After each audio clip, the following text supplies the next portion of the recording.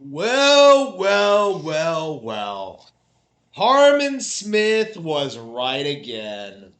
After years of telling people that Monster Hunter Wild going multi-plat was a mistake, that Capcom was going to go downhill, how there was no recovery from them, everyone said that I was insane. World is going to be a huge success, right? Nintendo is doomed. Capcom is going in the right direction and they are saving their company. Like so many people religiously tried to push this idea that Monster Hunter World was a good idea. And within a couple of entries, they've their stock prices have gone way down. The next mainline entry in their franchise has completely bombed, and the chickens have come home to roost. Monster Hunter Wilds is a complete and utter failure. Not only did it not sell very well, not only are fans unhappy, not only is no one playing it, uh, there is no hope of recovery for this game, at least. In theory, Capcom can make a comeback by just abandoning all their plans and coming back as a Nintendo exclusive, but that isn't going to happen. They are going to double down very, very, very hard on what they've been doing.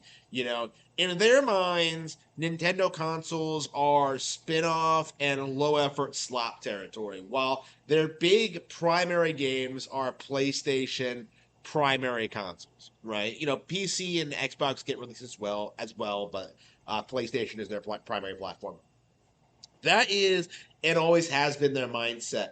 But we are in this situation now where the big AAA PlayStation games are failing to turn in a profit. The reality is, the big budget games are run by complete hacks, complete frauds who have no idea what they're doing, who just exploit PlayStation's policies and their audience to try and get some semblance of attention, some kind of hype. PlayStation fans don't know anything about Monster Hunter. They don't want to play these hardcore action RPGs. All they care about is just getting that dopamine rush of just getting hyped up for a new game and then not actually playing it.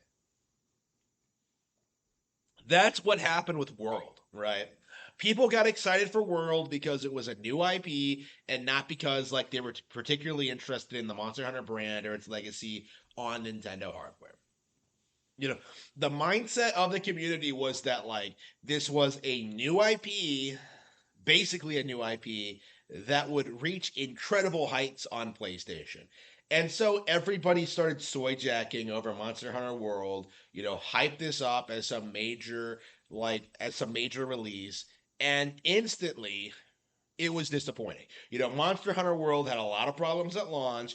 It was broken, it was unintuitive, it was casualized, and nobody wanted to admit it because of just they had to protect the game's reputation.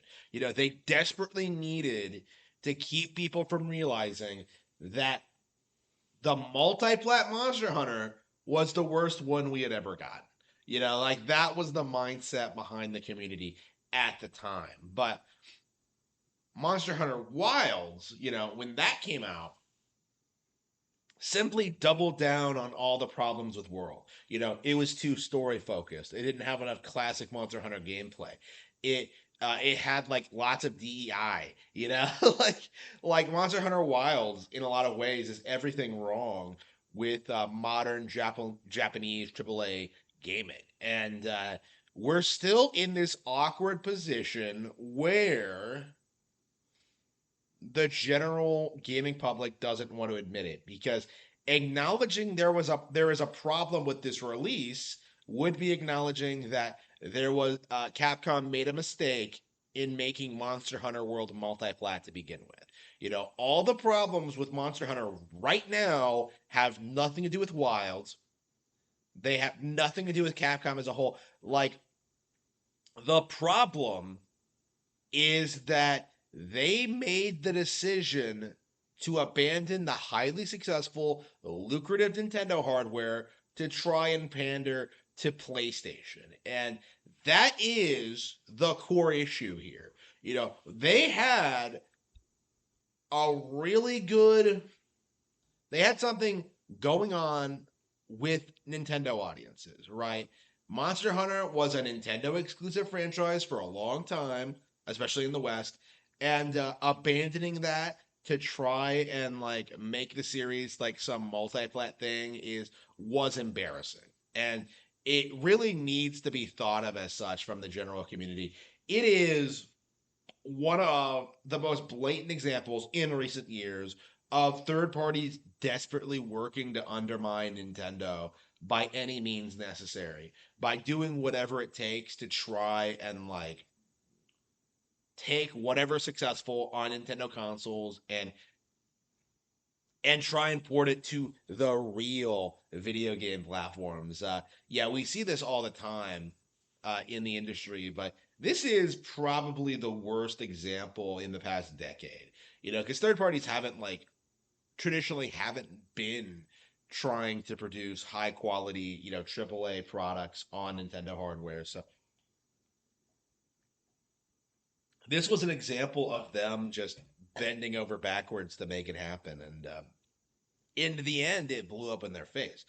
And what are they telling people right now? Like, oh, like PC sales are way up. That just means people aren't buying on PlayStation anymore. Like, ooh, this is the biggest Monster Hunter ever. No, it's not. Like, they keep trying to tell people that like, oh, we're gonna update the game, we're gonna fix it, we're gonna bring people back, and like the reality is that that just isn't gonna happen. People were not happy with this specific release from the get go. There will be no bringing people back. And considering how long it takes for Monster Hunter World games to get produced, it took 6 years to produce Wilds. It's going to be another 6 years before we get an entirely new, fresh Monster Hunter game. You know, a Monster Hunter World game rather.